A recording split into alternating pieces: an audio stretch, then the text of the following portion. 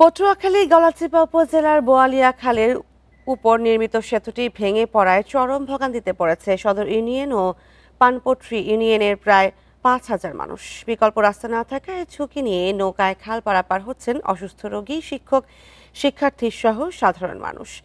স্থানীয় সূত্রে জানা যায়, 2008 সালে বোয়ালিয়া খালের ওপর সেতুটি নির্মাণ করেন এলজিইডি।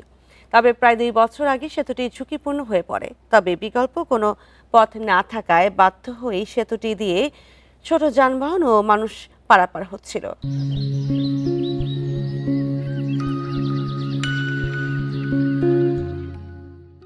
হঠাৎ গত 10 নভেম্বর সেতুটি ভেঙে পড়ে। এরপর থেকে প্রতিদিনই নৌকা দিয়ে শিক্ষক, শিক্ষার্থী, শ্রমজীবী মানুষ সহ বিভিন্ন শ্রেণী পেশার মানুষ ঝুঁকি নিয়ে খাল পারাপার হচ্ছেন। এছাড়া অসুস্থ রোগী ও গর্ভবতী নারীদের উপজেলা স্বাস্থ্য কমপ্লেক্সে নিতে চরম ভোগান্তি পোহাতে হচ্ছে। দ্রুত বোয়ালিয়া খালের উপর নতুন সেতু নির্মাণের জন্য সংশ্লিষ্ট কর্তৃপক্ষের হস্তক্ষেপ কামনা করেছেন স্থানীয় বাসিন্দারা। গাড়ি ঘোড়া কিছু চলে না, খাওয়া দাওয়া মানুষের সময় মতো করতে পারে না, উপর কাজ করে যারা এপার আইতে পারে না। এই নৌকায় চলাচল কত কষ্ট।